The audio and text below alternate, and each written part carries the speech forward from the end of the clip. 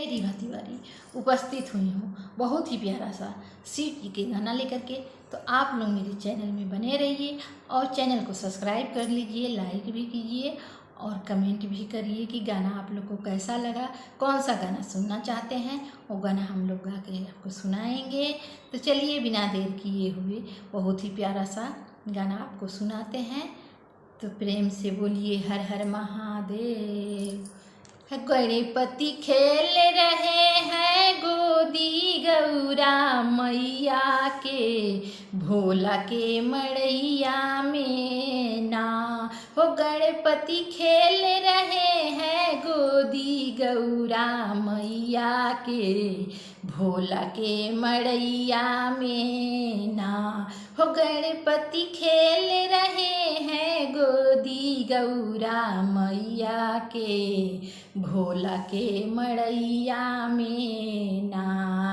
कबहूँ गौरा गोदी खेले, कबहूँ भोले बाबा गोदी खेले, कबहूँ गौरा मैया गोदी खेले, कबहूँ भोले बाबा गोदी खेले, कबहूँ राम भजनिया गावे बैठ चटैया पे, भोला के मड़ैया में ना।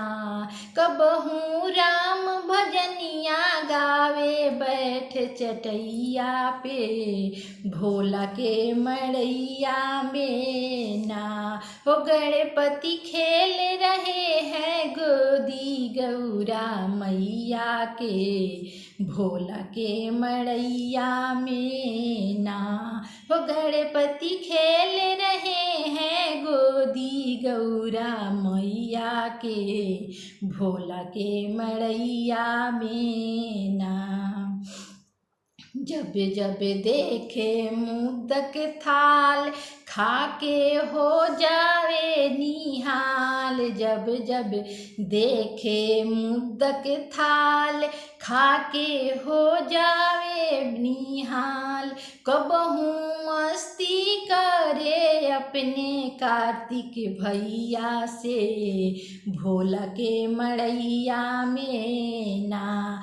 कबहूँ मस्ती करे अपने कार्तिक भैया से, भोला के मड़ैया में ना हो। गणपति खेल रहे हैं गौरा गोदी मैया के, भोला के मड़ैया में ना हो। गणपति खेल रहे हैं गोदी गौरा मैया के, भोला के मड़ैया में ना हो। गणपति खेल रहे हैं गोदी गौरा मैया के, भोला के मड़ैया में।